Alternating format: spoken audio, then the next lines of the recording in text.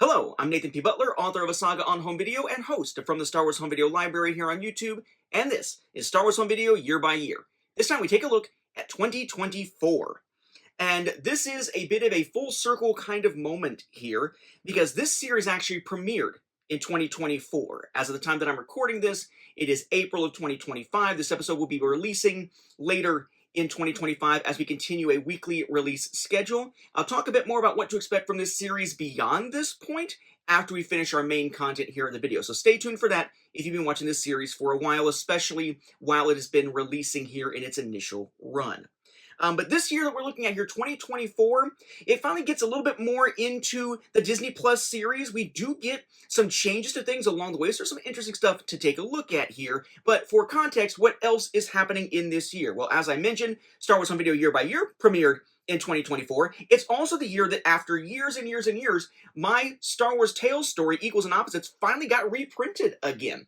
It's in the Star Wars Legends Epic Collection, The New Republic, Volume 8. It's way in the back, because chronologically it is one of the last stories here. But sure enough, after years of being out of print, Equals and Opposites is back. So pretty excited to see that. It's also the year of The Acolyte, the launch of Skeleton Crew, Tales of the Empire, more Young Jedi adventures, the final season of The Bad Batch, and the video game Star Wars Outlaws. Now, there is one phenomenon I do want to address here as we're diving into 2024, and that is that as official releases are only trickling out at this point, one thing we do see is a lot of unofficial products. So things like fan-made documentaries, like In the Lone Star Wars State, or stuff like Icons Unearthed Star Wars and things like that. So there is content about Star Wars often still coming out, but it's kind of carried by that type of material out there, which aren't official releases and therefore aren't part of our coverage of this series, Star Wars Home Video Year by Year. There's plenty of information about those types of releases, though, in the parent series of this one, which is from the Star Wars Home Video Library. So if you're into that sort of thing, there is some other stuff here in 2024, but check out that series to see those items.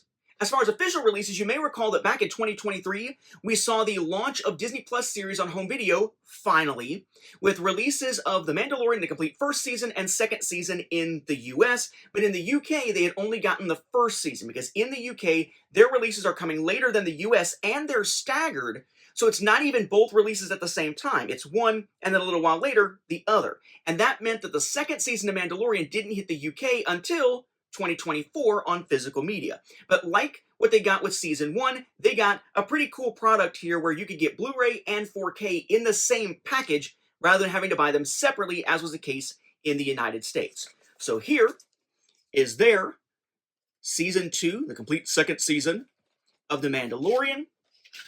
As mentioned, there are some differences between the products themselves compared to the US, aside from just what discs are included. See the episodes from the Star Wars Home Video Library about the UK releases, where I go into great detail on those differences. But notice we have the Blu-ray and 4K discs here. And yes, the UK version does include the art cards. We did see more Disney Plus series releases, though, here in 2024. And because they came kind of mid-year, we actually see the releases in the US and in the UK. There are other markets these are in. These are the ones that I happen to pick up. We primarily focus on US stuff, but of course, we do look at some foreign releases for comparison here.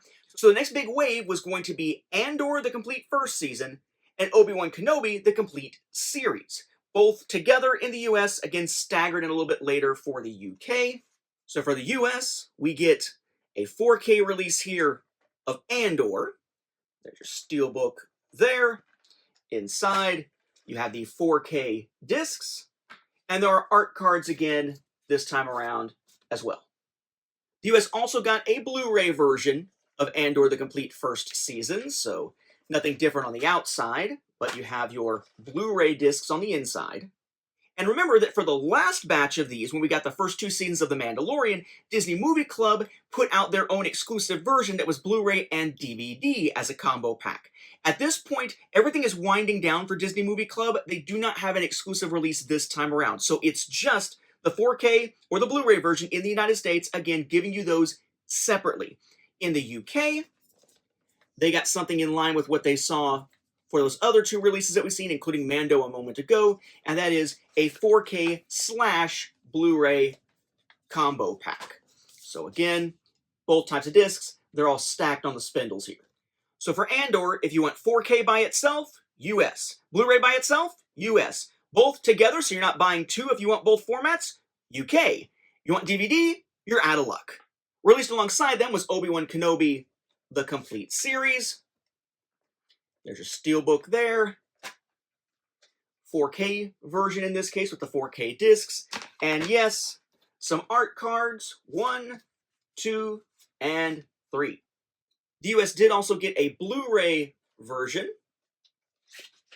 So still in keeping with what we just saw with Andor here, which makes sense, they're being released at the same time.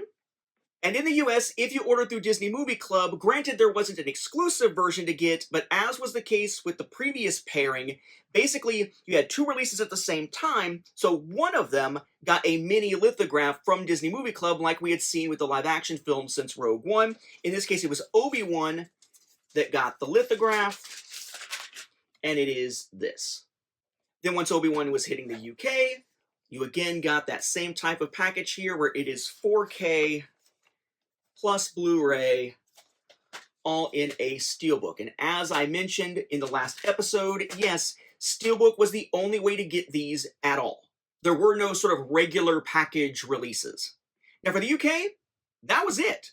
In the US, though, we'd see another pair of releases near the end of 2024, but because of how things were delayed and staggered for the UK, they actually both got pushed this time into 2025, so we'll see that in the next episode. Now, a couple things had changed, though, in the middle of the year. All of a sudden, Walt Disney Studios Home Entertainment are not going to be the ones pushing out their own physical media at this point. In order to consolidate efforts, be more efficient, and so on, the actual physical pushing out of these discs is going to go from Walt Disney Studios Home Entertainment to Sony Pictures Home Entertainment, at least for North America. So suddenly we have the next round of products being pushed out by a different distributor. And maybe because of this change, we see a tweaking to the formula again. This time around, the US will not get Blu-ray releases at all for the next pair. It will be 4K Ultra HD Blu-rays only. And possibly because of this change, one thing is being added to these discs that we've only seen one previous time for Star Wars, and that was on the original release in 4K of The Last Jedi. That is that Dolby Vision, as an HDR high dynamic range option, will be included on this next pair of releases. So, no more Blu-ray, but we do get Dolby Vision, and a change of who's actually putting it out. What were those two releases? Well, we finally get the third season of The Mandalorian on physical media here. And you wouldn't necessarily tell just by looking at it from the outside that it has switched distributors or anything like that. We do have 3 art cards again. And just the 4K discs. Again, no Blu-ray option in the US at all. The other would be the first season of Ahsoka. So oddly, of that era's stories, Mandalorian and so on, that eventually leads into Ahsoka, we still don't have the Book of Boba Fett, which is kind of a critical part of the Mandalorian story that's part of that era of stories. So hopefully, by the time that you're maybe watching this in the future, we've got it on home video and we can actually watch straight through without having to jump to Disney+. In any event, we have Ahsoka, the complete first season, also 4K only, also with 3 art cards. 2 things I would note here. First of all, if you actually still wanted Blu-rays of The Mandalorian, the complete third season, or Ahsoka, the complete first season, they would be coming, just not in the United States. You need to import a copy from somewhere like, say, the UK. Again, we'll see that in our 2025 episode. Also, remember, none of these steelbooks are exclusive to anywhere. Typically, the exclusive retailer for steelbooks in the United States outside of 2015 had been Best Buy, and in the UK it had been Zammy. These are just regular releases that happen to be steelbooks. They are not exclusive to anywhere. The only retailer exclusives we've seen for any of these Disney Plus series wasn't this year, it was just those Blu-ray DVD combo packs from Disney Movie Club that we saw the previous year. And of course the little mini lithos are exclusive, but the actual home video releases themselves, you can find them broadly. And that wraps up our look at 2024 in Star Wars home video, but that does mean that it is time to sort of take a moment to look at where this series goes from here. Star Wars home video year by year started in 2024. I continued recording, of course, into the first half of 2025, and the episodes have been released into the latter half of 2025. But you can't cover a year in retrospect if that year isn't over yet. And now we've hit the end of 2024, the year that I couldn't have covered when this series started because it wasn't over. 2024 ended, we're able to cover it here in this episode, but 2025 is still going as of the time that I am recording this in April of 2025, which means we can't have a new episode of this series for a while yet, even based on the time that it's actually being released. So the plan is that at this point, this series becomes essentially an annual program. We will see an episode about 2025 in early 2026. 2026 and early 2027, and so on.